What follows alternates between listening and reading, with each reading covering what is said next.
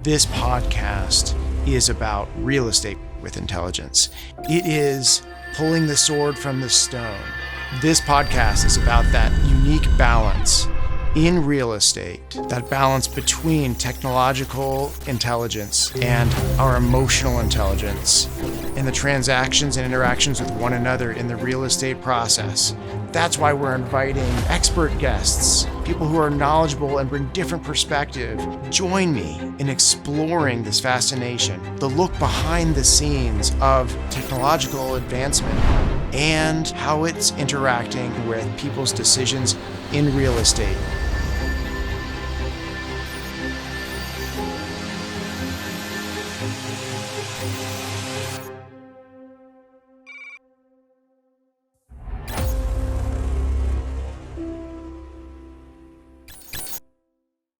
Zack, welcome to Real Estate with Intelligence podcast. Thank you. This is a great day having you on because you represent this character of both very relaxed, calm, collected, yet you bring so much intelligent perspective into what you do for your job.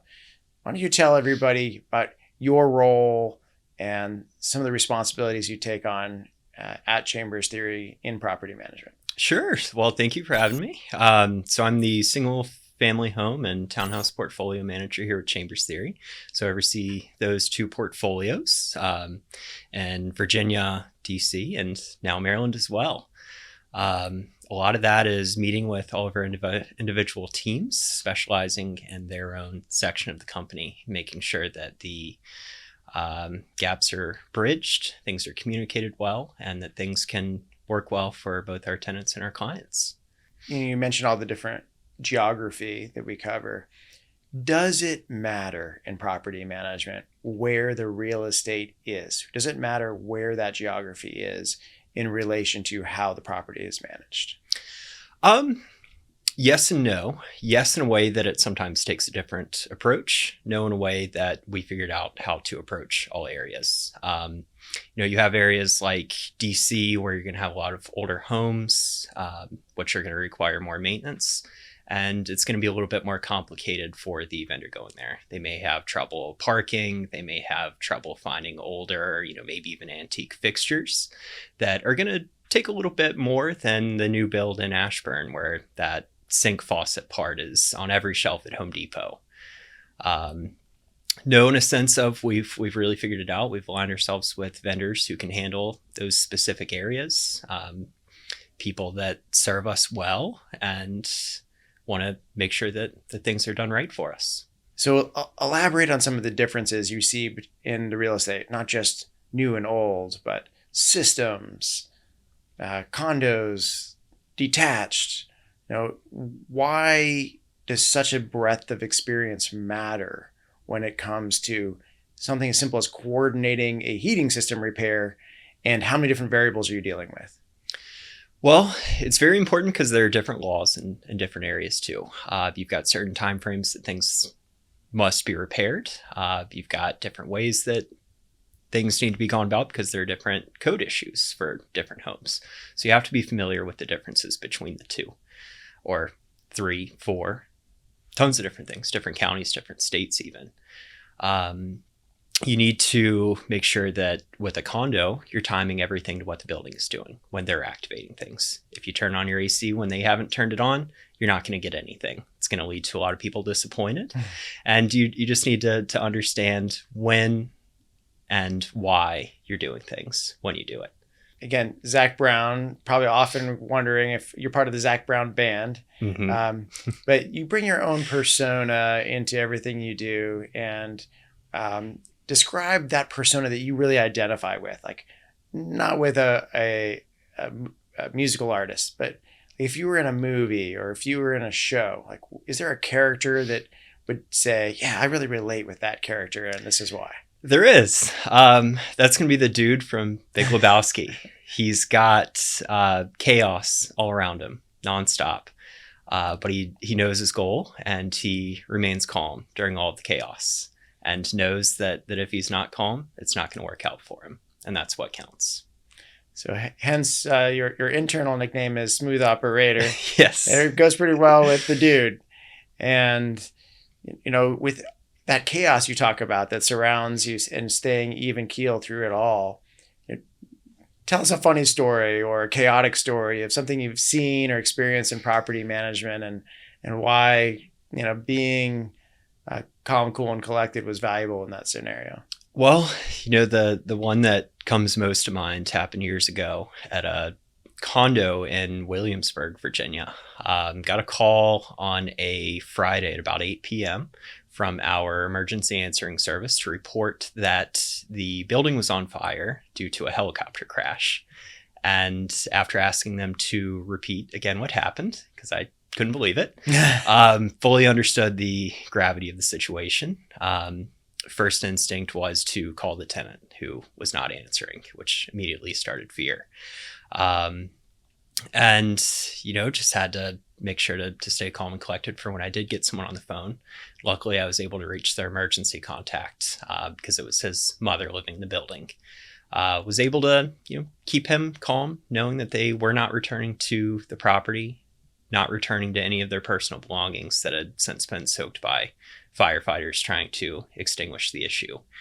And, it was just important to stay calm because they weren't calm and they needed that voice of reason on the other side of the phone in order to see that things will be okay. We're here to guide them. There was nothing we could do to bring their things back in the immediate moment, but assure them that we would find a way to get them comfortable, make things right in the future. It reminds me a little bit of Murphy's Law. What can go wrong will go wrong. Yes. If you have the pessimist viewpoint, I'm so much of an optimist.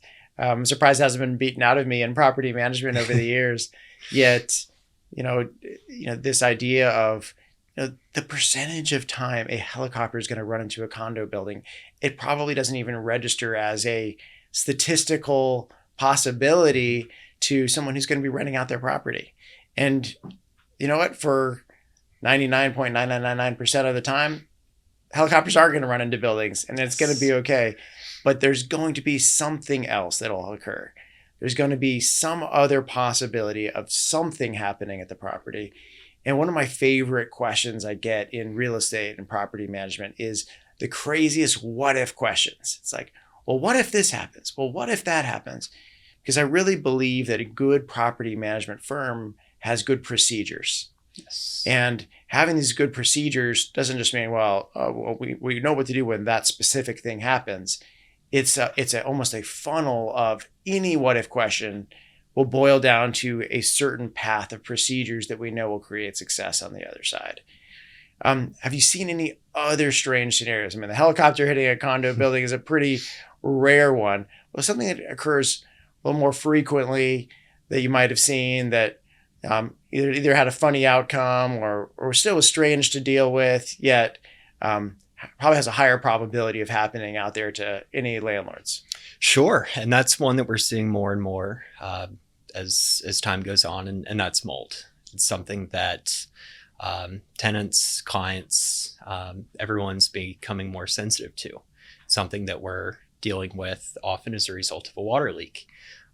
You never know when you're going to have a catastrophic leak. You never know exactly when you're going to have mold either, but we plan for the possibility. That's going to be mold testing when there's a major event, drying service to make sure that everything is properly taken care of, and remediation should, unfortunately, we run into a mold problem. And that's something that, is more prevalent in the past few years, especially after the pandemic. I think people have been much more sensitive to it. With being at home, and we've got good processes and procedures in place for trying to make sure that it doesn't get to that point, and if for some reason it does, to eliminate it. So how does the dude in Big Lebowski approach mold concerns? Well, he remains calm. He references what he knows and does exactly what he needs to do without panicking and without letting anyone around him panic either. Yeah, his panic usually does not lead to the path of success in that what if scenario, right? It does not. Panic leads to anxiety, which slows things down. And you need to be level-headed and aware of what the next steps are. And no matter what madness is going on around you, you've just got to keep the process moving forward. One of my own favorite funny stories of just a common plumbing repair is we had a call to our office, asking for a plumbing or a clog issue at one of the toilets of a resident. And we sent out a plumber, and, pretty common thing to happen all the time. But when we got the bill from the plumber, we were deciding, okay, does this get assessed to the tenant for the clog, or is this some other kind of an issue? And on the invoice, the plumber literally wrote, I pulled a number 5 out of the toilet. And we're all snickering in the office. I mean, as property managers, we've seen it. We see it all, right? I mean, you've seen a helicopter hit a building,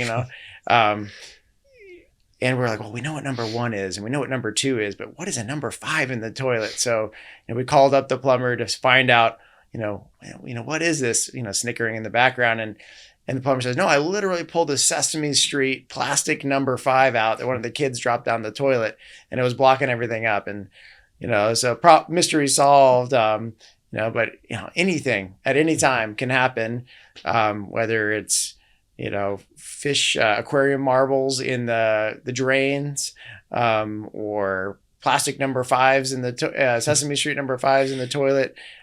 We see all kinds of things, or helicopters hitting a building. But when we talked about the procedures, and you gave a good example of the calm, cool, and collected is such an important part of this. It reminds me that this podcast is about real estate with intelligence. Yes. And we're looking hard to understand that the merge between artificial intelligence and technological intelligence and strategic intelligence and emotional intelligence. And certainly you brought into play the discussion of emotional intelligence, of that calmness, the battling the anxiety, or not battling, or how to handle the anxiety or panic on the other side. Is there a certain type of intelligence that you see as more prevalent and intentional in solving problems in real estate and property management?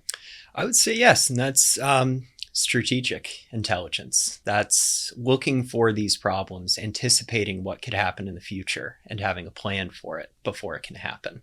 Whether that's making sure gutters are cleaned after the fall, servicing your furnace before winter sets in, servicing your AC before we get a week straight of 90 plus degrees in our area, sending out reminders to even test that AC, make sure there's not a clog in the condensate line, getting ahead of those problems before they can happen, before these vendors are tied up with, other maybe property management companies or tenants or homeowners who didn't think, hey, maybe I should make sure this works before I'm really going to need it. I think that's where we really shine. It's interesting because you're right. I mean, repairs is such a reactive process. Mm-hmm. Typically, you're not planning on a helicopter hitting a building. Of course. However, so you have a procedure for how to react to that process. But what you're saying is, in this strategic intelligence, this forward planning, you help eliminate some of the risks. You help eliminate some of the liabilities and the future problems by being proactive before you have to be reactive. Yes. Are there any other examples? Actually, you gave several. But can you think of one that was just really valuable recently for a client that you worked with? Well, this is one for all clients, really, and something that's recently come up is growing concerns over PVC piping. Having our inspectors check to make sure that there's not PVC piping feeding or turning warm water out of that water heater, since it can be dangerous for someone who could be drinking from that water. Having the inspectors have the foresight to go in, make sure that's not present before a home becomes occupied, making sure that people can remain safe and that we know the new trends and discoveries. So you're even being proactive about things that even the next occupant may not even have on their radar as a risk to them. Exactly. Because the next person who comes in, they very well could. And it's always better to know this before anything happens so we can get ahead of it. That definitely is strategic intelligence. Yes. I'd like to hear that. So, Zach, with all the discussion about real estate with intelligence and strategic intelligence, clearly you're a guy who stays calm, cool, collected. You plan out things in advance. Tell us a funny or stupid human story, something that happened that the outcome was totally different than you had planned. Well, my wife and I recently decided to make our own homemade ice cream. Like to be organized, keep everything in containers, set it out before starting on the project. Put everything together. It's all measured out, get it all in the bag. everything weighed evenly, and put it away in the freezer to get started. Waited a few hours to check on our project, only to open it up and do a taste test and find that rather than sugar, I used salt. Unfortunately, it does not work out quite the same. It is not the same ice cream that you would be expecting when you use salt to prepare it. So probably not as good as salted caramel ice cream. It was not. They must use a different process for that. It was not what I uncovered. So what was the reaction that caused the, wait, did I use sugar? Well, when you taste it, it was pretty immediately obvious that it is not quite the recipe that I thought I had followed. At least the mistake was obvious instead of a mystery. The mistake was obvious, and it was a simple one to figure out, so we could start it over. But we did lose a few hours to that one. Did you start over? We did. And what was the outcome the second time? It was much better, but I think I was a little burned from the salt. You are somebody who plans out a lot into proactive processes, proactive procedures to help handle this business of property management. What are some things you could share with the audience on, if you are a landlord, how they can prepare to manage the business of being a landlord in a way that gives them a greater opportunity for success?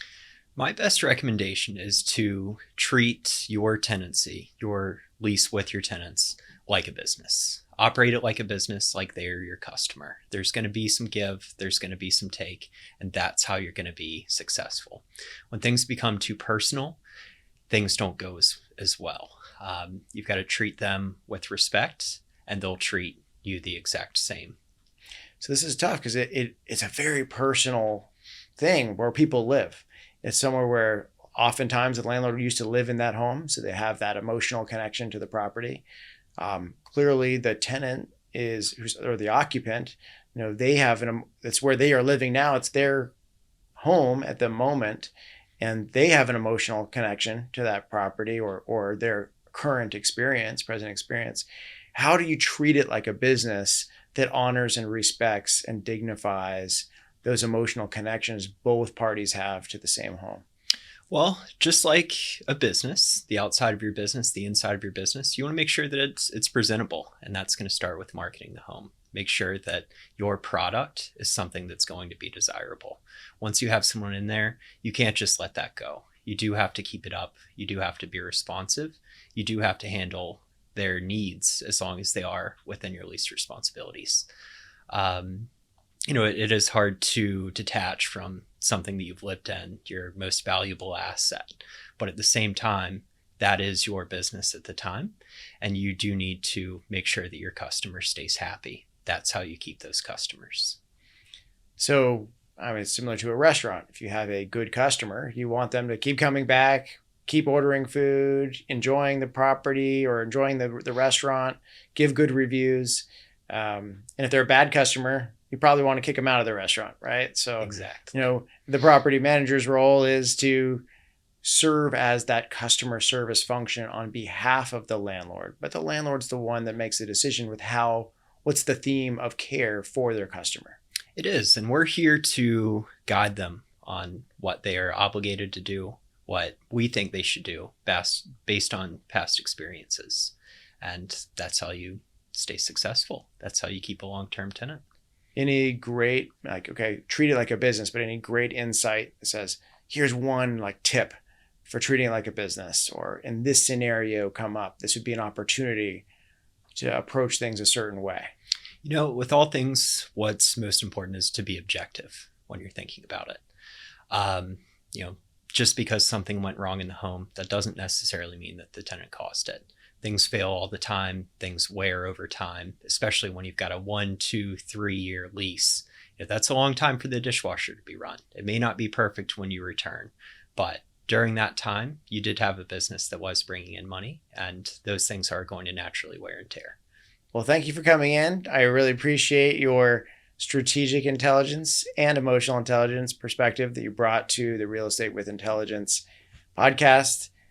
Thanks for everything that you've done for the Chambers Theory clients and customers, and sharing that perspective and value-added service with them.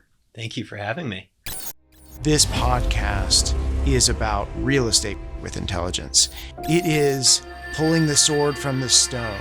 This podcast is about that unique balance in real estate, that balance between technological intelligence and our emotional intelligence, and the transactions and interactions with one another in the real estate process. That's why we're inviting expert guests, people who are knowledgeable and bring different perspective. Join me in exploring this fascination, the look behind the scenes of technological advancement and how it's interacting with people's decisions in real estate.